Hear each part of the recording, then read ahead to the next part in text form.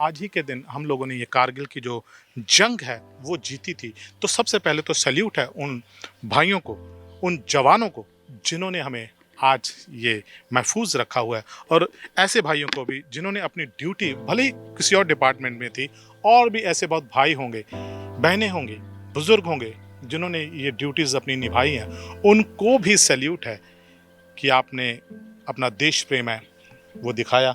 कुछ लोगों को कहना चाहेंगे? लोगों को यही कहना चाहें कि जितने भी हमारे फौजी भाई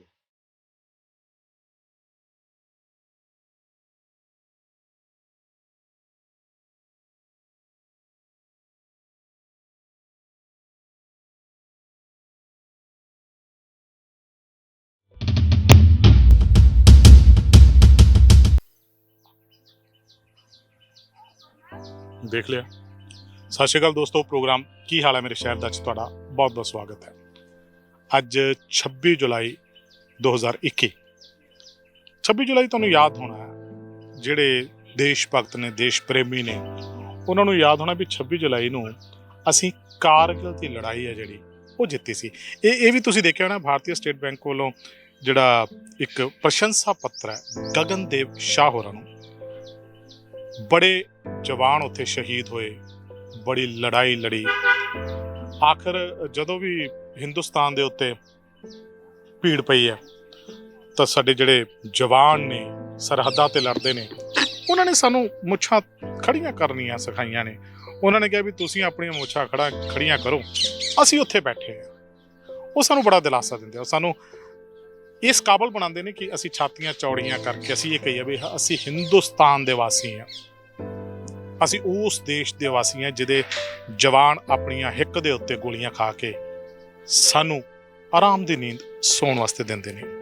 ਜਿੱਥੇ ਇਹ ਕਹਿ ਲਈਏ ਵੀ ਜਵਾਨ ਉੱਥੇ ਸ਼ਹੀਦ ਹੋਏ ਜਿਨ੍ਹਾਂ ਨੇ ਆਪਣਾ ਯੋਗਦਾਨ ਪਾਇਆ ਜਾਂ ਜਿਨ੍ਹਾਂ ਨੇ ਜੰਗ ਜਿੱਤੀ, ਉੱਥੇ ਉਹ ਲੋਕ ਵੀ ਸੀ ਜਿਨ੍ਹਾਂ ਨੇ ਅਲੱਗ-ਅਲੱਗ ਖੇਤਰਾਂ ਦੇ ਵਿੱਚ ਆਪਣੀਆਂ ਡਿਊਟੀਆਂ ਨਿਭਾਈਆਂ, ਡਰੇ ਨਹੀਂ।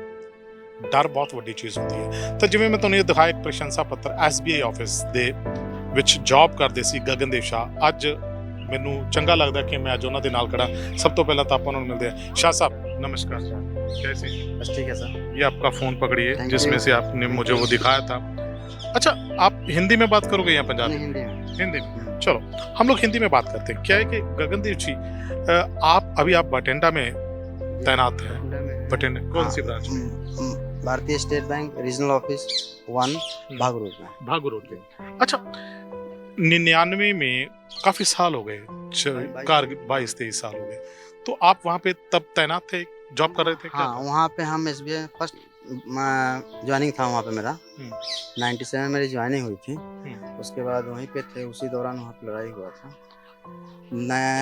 फर्स्ट जो वहाँ पे फायरिंग हुआ था वो 30 सितंबर चलते हाँ, बात करेंगे, अच्छा लगता है चलते चलते। 30 सितंबर 97 को हुआ था।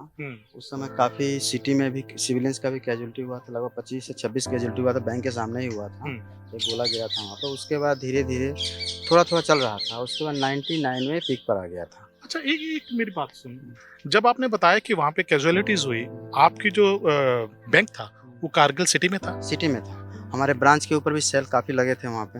अच्छा, हाँ। तो इसी सब कितने लोग थे ब्रांच में करीबन? ब्रांच में उस समय हम लोग 7 या 8 आदमी थे उस समय। 7 या 8 आदमी। दिन का टाइम था, 2 सवा 2 बज रहा था उस समय। अच्छा, जब वहाँ पे वो हुआ, बम गिरा, तो आपको ऐसा नहीं लगा कि बस अब तो गए जी, ये तो हो गया? डर तो था, डर ऐसा डर कुछ? तो बहुत था। बाकी फर्स्ट पोस्टिंग थी वहाँ पे, नौकरी भी करना था। और वहाँ पे हम लोग वहाँ पे देखे काफ़ी जवान भी वहाँ पे थे, तो नौकरी छोड़ नहीं सकते थे, हमारे साथ मजबूरी थी। इसलिए हौसला बांध लिए, हिम्मत बांध लिए कि चलो जो होगी से देखा जाएगा। अच्छा, ये ठीक है, होता था आपको। पहली ज्वाइनिंग थी आपकी, बिल्कुल पहली नौकरी जब आपको मिली? ये फर्स्ट पोस्टिंग थी मेरी। तो आप रहने वाले कहाँ के? हम मुजफ्फरपुर बिहार से रहने वाले हैं। बिहार से आप कारगिल में गए, कितने किलोमीटर का? 2339 किलोमीटर दूर है। 2339। तो देखो, एक तो पहली जॉब, एक तो जॉब का डर कि यार जॉब कैसी होगी, पता नहीं, पहले नहीं किया। और दूसरा, इस जगह पे जब लग गई जॉब तो वहाँ पे जब ऐसा लड़ाई हुआ तो मन में क्या चल रहा था? घर में परिवार वाले, शादी हुई थी तब? नहीं, उस समय शादी नहीं थी, अनमैरिड थे। अनमैरिड? अनमैरिड। तो फिर घर वालों को कुछ फोन वोन किया तब? फादर से बात किए थे उस समय। फादर ने मेरे को बताया कि छोड़ दो नौकरी, चले आओ यहाँ पे। लेकिन हम वहाँ पर देखे काफ़ी जवानों को देखे, वो लोग भी नौकरी कर ही रहे हैं। तो यही देखते हुए वहाँ पे फिर हम भी मन बना लिए कि नहीं, जो होगा सो देखा जाएगा, फिर नौकरी करनी है फिर बस हाँ, जो होगा सो देखा जाएगा। देखिए जैसे शाह साहब ने बताया कि अच्छा हुआ हम लोग यूं कह लो कि एक परचम जो हिंदुस्तान का था हमने वो कारगिल की चोटी पे लहराया और हम लोग विजय हुए। आप हमारे यहाँ पे हैं, तो वहाँ पे कोई बंद का ऐलान हुआ था, आपने बताया था कि बैंक हाँ, बंद कर देना, ऐसा कुछ? 99 में क्या हुआ था कि डीसी ने वहाँ ऑर्डर किया था, सारी सिटी खाली करवा लिए थे और जितने भी वहाँ सिविलियंस थे उनको शिफ्ट कर दिया गया था किसी जगह पे। तो हमारे बैंक से भी आदेश हुआ था कि बैंक को बंद कीजिए और स्टाफ को सेफ जगह पे भेज दीजिए। ओके। तो उस समय हमारे ब्रांच मैनेजर थे मिस्टर केबी गंजू, उन्होंने पता नहीं क्या, वो भी उनका फादर भी शायद इसमें थे, आर्मी में ही थे पहले। तो उन्होंने कहा कि हम बैंक तो बंद नहीं करेंगे क्योंकि फौजियों की फिर मुश्किल हो जाएगी यहाँ पे। तो उन्होंने कहा कि मैं तो बैंक में रहूंगा, अगर किसी को जाना है तो जा सकता है। तो फिर मेरे मन में ख्याल आया कि हम तो बहुत दूर से हैं, हम जाएंगे तो कहाँ जाएंगे। फिर हमने कहा कि नहीं सर, अगर आप रहोगे तो हम भी यहीं पे रहेंगे। तो फिर बस हम लोग मतलब तकरीबन सारे स्टाफ ही रह गए वहाँ पे।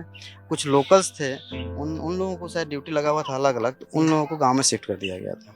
अच्छा, जैसे आपने बताया कि जो आपके मैनेजर साहब थे वहाँ पे, तो उनके फादर साहब भी शायद थे मिलिट्री में। तो अच्छा, क्या थे वो जवान आपके पास पैसे लेने आते थे, जमा करवाने आते थे, क्या करते? उस समय क्या था कि जवान बैंक में नहीं आए थे, हर यूनिट से एक डीआर होता था, डाक रनर, वही सारे जवानों का पैसा उसे लेकर के आते थे ड्राफ्ट बनवाने के लिए। ओके, ड्राफ्ट तो अच्छा, ओके। जो लोग वहाँ पे जॉब कर रहे थे उनके ड्राफ्ट बनते थे, वो ड्राफ्ट जो है उनके घर तक पहुँचाए जाते थे, क्योंकि जो फ्रंट पे लड़ रहे हैं उनके घर वालों को पैसा भी चाहिए। हाँ, इसीलिए हर यूनिट से आते थे एक आदमी। अच्छा, आपके बैंक से जब आपने वो सुनी आवाजें टिक टिक टिक था, ये तो आवाज तो उस समय पता ही नहीं चलता कितना आवाज चल रही है सर, कानों में घुसता था आवाज वहाँ पे। अच्छा, आप एज वहाँ पे पहली ज्वाइनिंग आपकी क्या थी? मेरी वहाँ पहली ज्वाइनिंग क्लरिकल में हुई थी। क्लरिकल में ऐसा होता था कि एक तरफ तो हाथ में पेन रखा हुआ, पकड़ा हुआ है, कुछ काम कर रहे हैं, और ऊपर से कोई आवाज आई, कोई गोले की, कोई ऐसा गोले की, तब क्या होता था? हाथ से पेन छूटता था? नहीं, पेन तो नहीं छूटता था, डर तो बन जाता। एक तो हैबिट हो गया था, थोड़ा सा हैबिट हो जाता है क्या कि जब अचानक एक ही चीज को सुनते रहते हैं तो उसका हैबिट हो जाता है। थोड़ा सा डर तो था कि पता नहीं कहीं से बिल्डिंग पे गिर जाएगा तो कुछ हो भी सकता है। हालांकि हमारे ब्रांच से लगभग 25 मीटर की दूरी पे गोला गिरा भी था वहाँ पे, जो हमारे ऑफिस का ही शीशा, काफी शीशा टूट गया था उसमें। अच्छा, जब वो बटालियन से लोग आपके पास आते थे ड्राफ्ट बनवाने के लिए, तो उनसे पूछते होंगे आप कि भाई कैसा चल रहा है, क्या माहौल है, क्या हो रहा है? क्या होता है कि जवान लोग सेक्रेसी बहुत मेंटेन करते हैं वहाँ पे, वो उसके बारे में कुछ नहीं बताते। वैसे कुछ नहीं बताते थे, कुछ नहीं बताते।